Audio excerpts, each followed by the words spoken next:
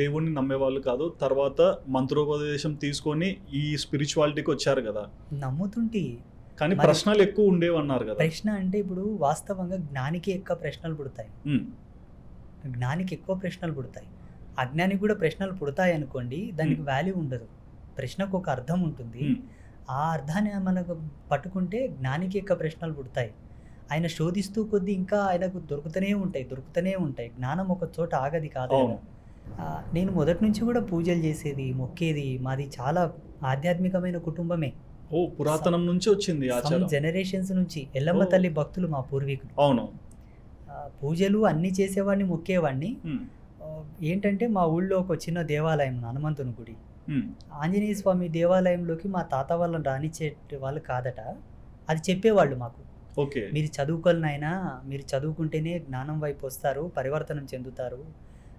మేము మోటు ఉన్నామని మమ్మల్ని గుళ్ళోకి రానియలేదని అట్లా చెప్పేవాళ్ళు. అక్కడి నుంచి బాగా మనసులో తట్టింది నాకు. హ్మ్.